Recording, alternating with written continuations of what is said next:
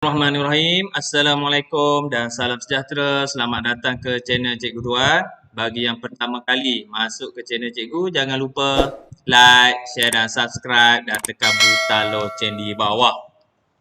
So, untuk video kali ini, sambungan bab 11, subtopik 11.3, pecutan graviti dan jatuh bebas. Semua objek di sekeliling kita ditarik ke arah pusat graviti bumi oleh daya graviti bumi. Betul lah.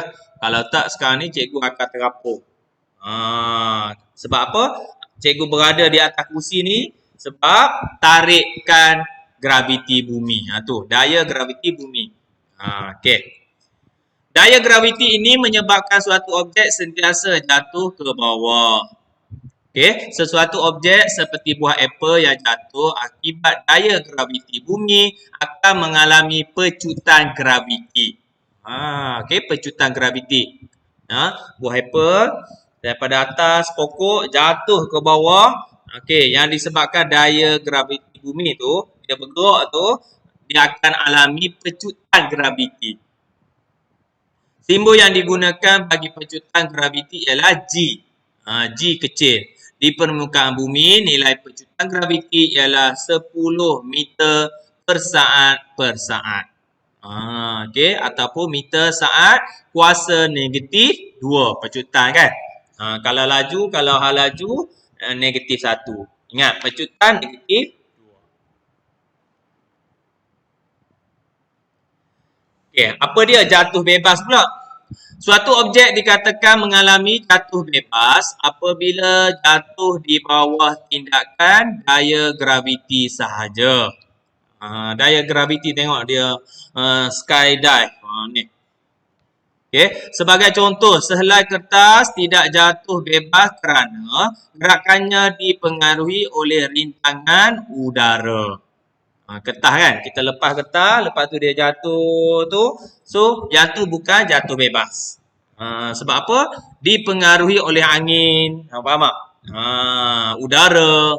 Objek yang jatuh bebas mempunyai pecutan graviti yang sama tanpa mengira jisim dan bentuknya. Walaupun dia berat macam mana pun, pecutan graviti dia sama. Itu maksud jatuh bebas. Walau bagaimanapun, jatuh bebas ataupun free fall kita panggil sebenarnya hanya berlaku dalam keadaan vacuum. Iaitu di dalam ruang yang tiada udara. Okay? Tiada udara, vacuum. So, angkasawan, so dia sebelum dia berlepas pergi ke bulan, dia kena praktis. Latihan dulu di dalam vacuum ni.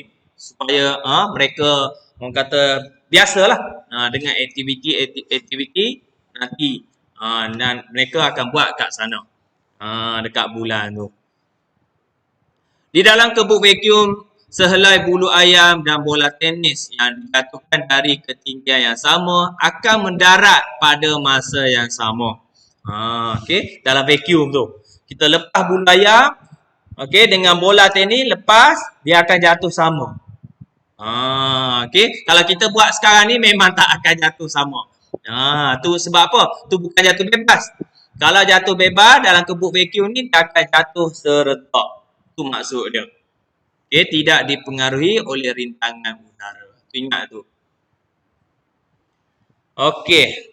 Kita pergi kepada graf gerakan untuk objek yang mengalami keadaan jatuh bebas. Ni jatuh bebas, free fall ni. Daripada objek pegun, lepas tu jatuh ke bawah. Okey. So, masa objek pegun ni, hal laju dia 0 meter per saat. Tak ada hal laju lah, duduk diam. Daripada atas tu. Okey.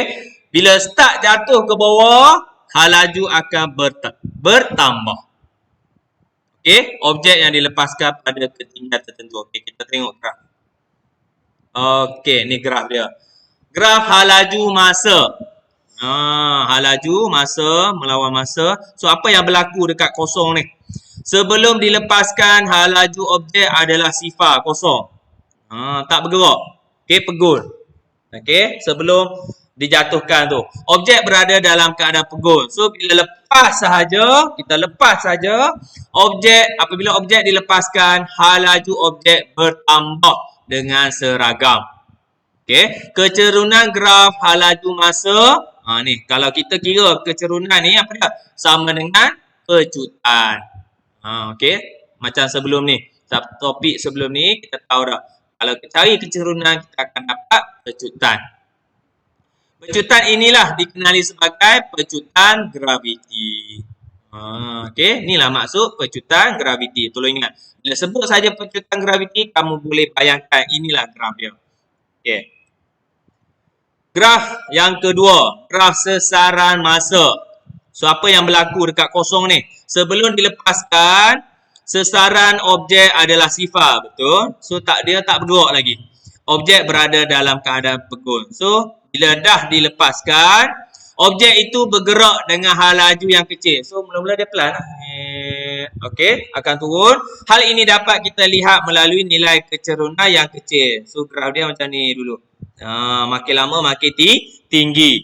Okey. So ketika jatuh bebas, objek bergerak dengan hal laju yang lebih besar daripada hal laju awal. So kita nampak kat sini dia mencanak naik ni.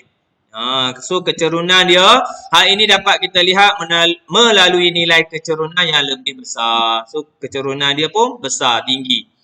So maka bertambahlah sesaran dia. Okey. So tu graf yang kedua. Tadi hal laju masa, yang kedua sesaran masa. So ingat, kamu ingat pattern dia. Yang tu straight, lepas tu sesaran masa dia ada lengkuk macam ni. Okey, macam mana pula dengan graf gerakan objek yang bergerak melawan daya graviti? Yang ni untuk anti-gravity. Tadi daripada atas ke bawah. Yang ni bawah ke atas. Kita baling dia, objek yang dilontarkan menegak ke atas. Apa yang berlaku? So, pada peringkat permulaan, hal laju ada. Dah ada dah hal laju. V meter per saat. Lepas tu, bola tu akan naik ke atas. Objek tu akan naik ke atas. Hal laju akan menjadi berkurang. Okay. So, sampai ada satu tahap maksimum, nama dia sesaran maksimum, hal laju 0 meter per saat. Dia tak boleh dah. Dia akan sampai ada tahap orang panggil. Sama jugalah kalau kita balik, mesti ada tahap dia. Dia akan turun. Okey. Kita tengok graf dia. Untuk graf hal laju masa, apa yang berlaku? Apabila objek dilontar ke atas, objek mula bergerak dengan hal laju V. Okey, hal laju V. So yang ni ada nilai lah.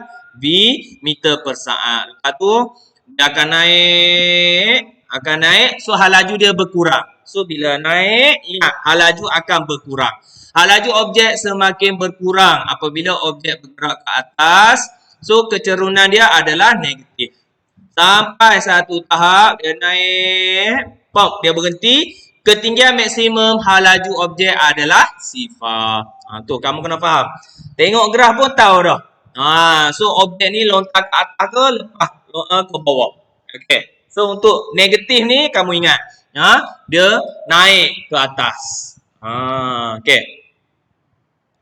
Untuk graf sesaran masa, apa yang berlaku? Sebaik sahaja objek dilontarkan ke atas, objek bergerak dengan hal laju V. Okey. Pada masa yang sama, sesaran objek berubah dengan cepat. Okey. So sesaran pun berubah lah. Dia naik tu, dia berubah. Objek bergerak ke atas dan hal laju semakin berkurang. Untuk graf sesaran masa ni, hal laju semakin berkurang kalau tengok graf ni. Sesaran maksimum kat sini, hal laju dia sifar. Objek akan berhenti buat seketika sebelum jatuh semula ke bawah. Okey, so kamu kena ingat graf ni. Ada 4 jenis graf. Okey, hal laju masa. Okey, dengan sesaran masa. Okey, so ni, cikgu tunjuk balik. Okey. Ni. So graf hal laju masa sebelum dilepaskan satu. Yang kedua sesaran masa. Okey, yang ni untuk setiap kes tu ada 2 graf. Kamu ingat yang tu sudah. Okey, hal laju masa dengan sesaran masa. Wallahualam. So setakat itu saja perkongsian cikgu untuk kali ini. Kalau anda suka video cikgu, jangan lupa like, share dan subscribe dan tekan butang loceng di bawah sehingga berjumpa lagi dalam video akan datang. Wallahualam. Assalamualaikum.